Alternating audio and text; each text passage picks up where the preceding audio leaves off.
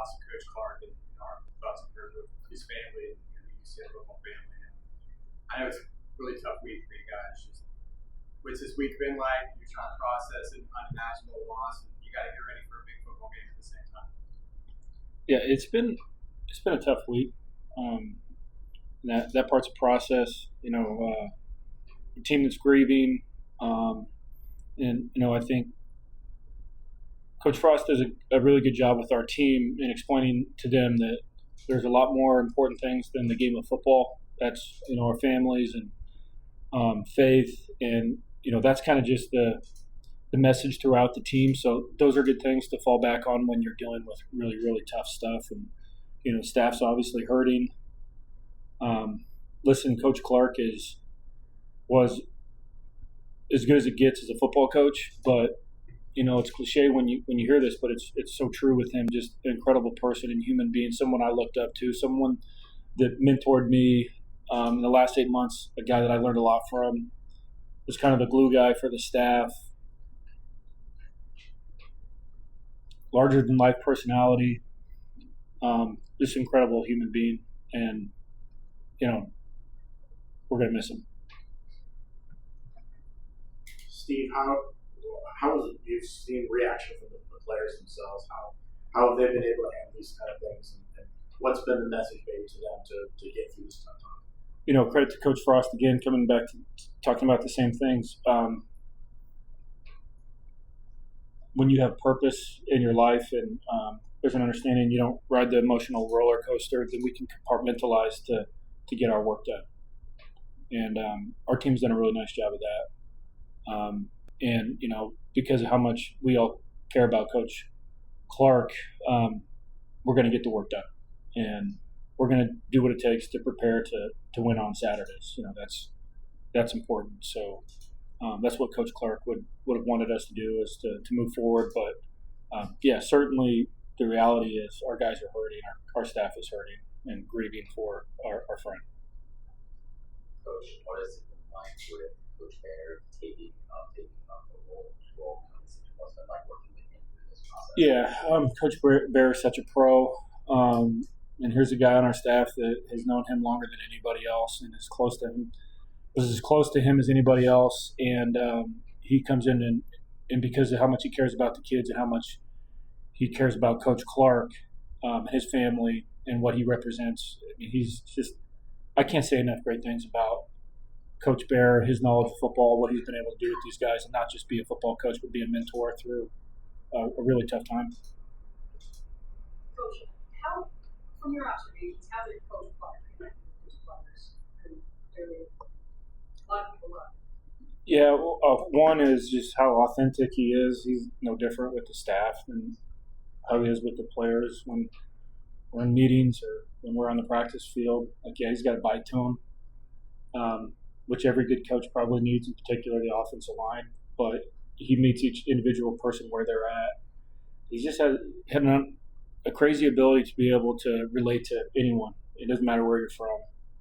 It doesn't matter if you're from the South or if you're from the West Coast or the East Coast. He did an incredible job of being able to reach people on a level that's, I don't know, things that I try to do. Like he's really who he is. He was an extremely authentic person, and I think that the kids, they buy into that. Honestly, the whole team is sort of done that. So still be experiencing that this for the first time. How have they kind of rallied and supported each other, and how do coaching staff been helped in that part of the process? When you get to be a part of a team, and that's something that we probably all take for granted, when you get to be a part of a team, you have teammates to support you. And grief it's an interesting thing because you can go 5 minutes and be a normal day, and then you get hit, randomly because of something that reminded you of our friend that passed. So I think just being able to rely on your teammates, and it's no different for us as a staff, just reminding each other how much we love each other and care about each other and why we do this. These things sound cliche, but it's so real when you get to be a part of a team. And, again, credit to Coach Frost and the rest of the staff with how we've really attacked this thing for the last eight months. Like, as a staff and as a team, we know that we can count on each other, and that certainly helps. What do you feel like you most learned from Coach Clark as a mentor, and then what would you say are maybe your favorite memories you have from the time that you Yeah, well, Coach Clark was really able to help me. You know, when we start from ground one with this offense, and here's a guy with a wealth of experience, and stress level goes up because you got a lot of work to do in a short amount of time to get there. And Coach Clark's personality and the way he attacked and approaches everything was always with a smile, so that could always bring me back into a lot less dark place. So put it this way, Coach Clark was the light that could illuminate the room and make things a little bit lighter for us. Me in particular, I thought that that is something that I aspire to be more like, and maybe be a little bit less negative at times. Like, he's just super positive, and I'm going to miss that. And definitely that's probably one of the biggest things I'm going to take from his approach, just generally about everything, whether it's how we're going to get the practice scripts put together, and how we're going to get the film watched and the schedule. The way he attacked that was always a little more level-headed, and that's something that I can take. And I'm sure that comes from his wealth of experience as a head coach too. So that was good. And I forgot the second part of your question. the memories you had over the course of working there? Well, when we first moved out here and none of our families were in town, we got to spend a lot of time together. So maybe some of those memories are going to stay private.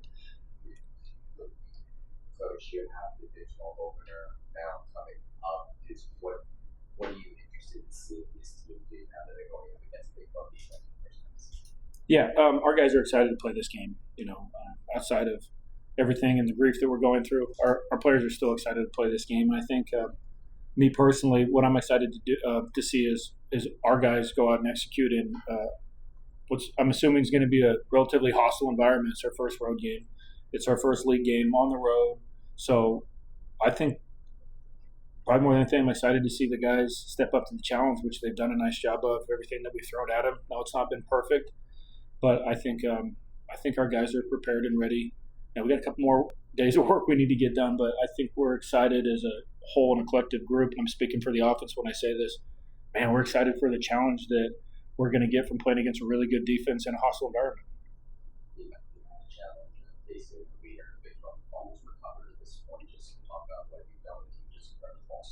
Yeah, we put a premium on ball security every day. So, whether it's in our stretch periods, like we always have coaches and managers raking at the ball to try to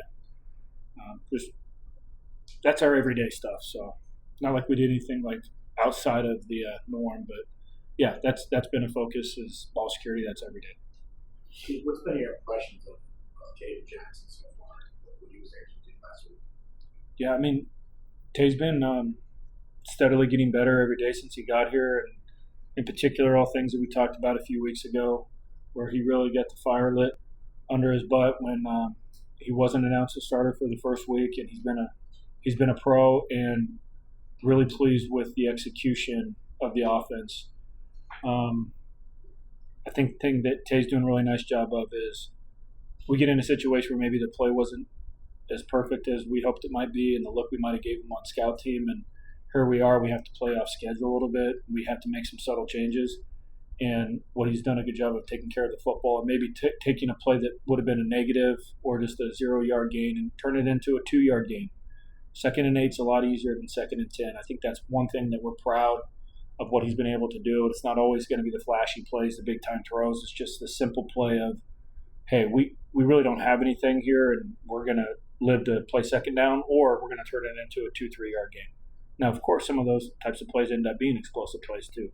So that's probably number one thing that I've been pleased with Tay, and then he's consistently becoming more consistent, which is great, and that's what we need from the quarterback position. Coach, you take a look at the play, your tight end room, a lot of guys made an impact against North Carolina. I think Dylan Wade, even though he went out early, still might have led the team. The receptions, Kyle Fox got his first touchdown. Caden Peating, for the first time, he was playing a lot for a true freshman. Just kind of talk about that group and how you plan to utilize it this year. Yeah, right now it's a little bit of tight end by committee. Here we are. It's still relatively early in the year, but you throw in fall camp and those other things. So No one's 100%. So that's how it's going to be all year. We're going to have to kind of platoon that position. We do a lot of different things, like we've talked back in fall camp about what the tight end position really is. It's the Swiss Army knife of the offense. So it's good to see all those guys make some plays, but they're learning and growing, and we're not there yet. And that's the cool thing about this game is we get to go back to work tomorrow and continue to get better. And I like to think that we're just going to continue to get better, but we're going to see all those guys play. What did Caden do for a true freshman to make an impact? Early on, I know he missed pretty much the whole preseason, right? I know Coach said he had a hamstring or something, so he was limited early. So what has he shown to prove that he's really getting out there for such a young guy? Yeah, one, he's going to be physical, and he's a bigger person, so he does a good job with that, which is an important part of the game. He's got good feet, he's got good hands, he moves. He's a cerebral kid. It cares, it matters. He's a football guy, so we knew that he was going to contribute this season pretty early on. Unfortunate for him, he had a couple minor setbacks, but yeah, he's getting closer and closer to being where we want him to be, and there's some time left this season for him to continue to grow. But there's a lot of runway for that guy. He's going to be a good player here. So as a committee, for kind of like shifting, multiple guys in and out over the course of the series, how are you kind of like finding that sweet spot of how to use these guys and best utilize what they can do in your offense? Yeah, with the way we manage our personnel, sometimes there's going to be a specific play that we want to have XYZ guy in. It might be because his skill set's really tailored for the thing we're asking him to do, whether it's a run play, whether it's pass protection, or maybe, hey, this guy's just really good at running that route. But in the course of the game, you might not be in a situation where you can afford to sub. We got the defense in a look that we want to keep them in. If we sub, they sub. Allows them to get fresh D linemen out there. So with that being said, we'll have some specific plays we want. And it's not just the tight ends, it's all positions. There might be a specific play that we want to have XYZ guy in a certain spot so that he can run that play. But there's layers to this thing. Sometimes you can't sub because you're going to lose your advantage. And then other times there might be a guy that needs to go get Gatorade and he can't play for a couple plays.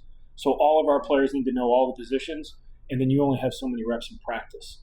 So I know that's kind of a word sandwich for your question, but there's just so many layers to that.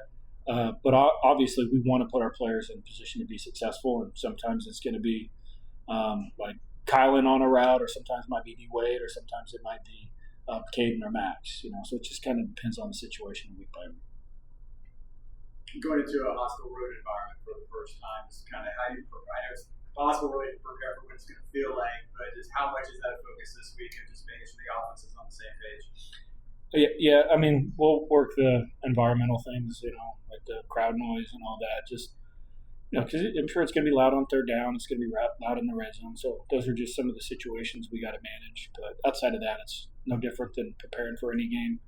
You kind of have to handle all the situations. The wacky thing about situational football is you're always going to be over-prepared for those things. And that takes away from other things you want to do. But as long as we have our bases covered, then you can feel real confident. When that situation does come up, be ready to go. All right, thanks everyone. Thanks, guys.